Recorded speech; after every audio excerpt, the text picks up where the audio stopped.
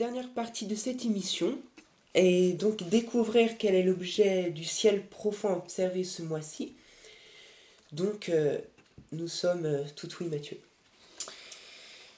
Alors, on va augmenter un petit peu le niveau ce mois-ci. C'est un objet qui n'est pas forcément évident à observer.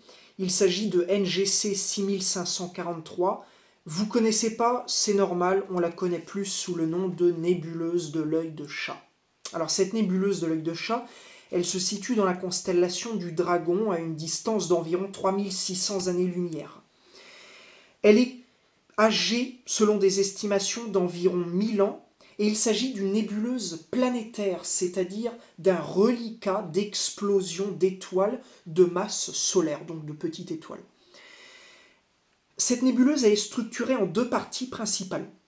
Une nébuleuse intérieure, minuscule mais très brillante, 20 secondes d'arc de diamètre apparent, et un halo de matière étendue éjecté par l'étoile centrale de 5,8 minutes d'arc, donc beaucoup plus vaste.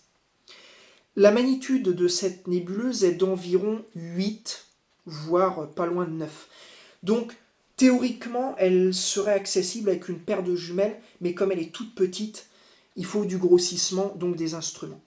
Elle est située presque exactement dans la direction du pôle nord magnétique et est ce qu'on appelle circumpolaire, c'est-à-dire qu'elle ne se couche jamais, alors pour nous dans l'hémisphère nord. Un petit peu d'histoire maintenant. Elle a été découverte le 15 février 1786 par William Herschel, qui est aussi le célèbre découvreur de la planète Uranus. C'est également la première nébuleuse planétaire dont le spectre fut étudié par l'astronome amateur anglais William Huggins en 1864. Sa structure symétrique et ses couleurs très contrastées font d'elle un joyau du ciel profond.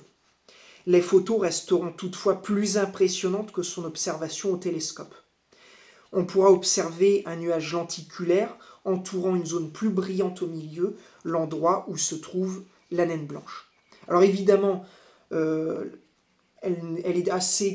n'est pas forcément facilement accessible avec des instruments. On a tous un peu l'image de la nébuleuse prise avec les caméras de Hubble. Ceci dit, elle est quand même accessible sans trop de difficulté avec une ouverture de 200 mm, peut-être un petit peu moins si la qualité du ciel est excellente. Donc une observation pour les passionnés de chats aussi bien que pour les chasseurs de nébuleuses.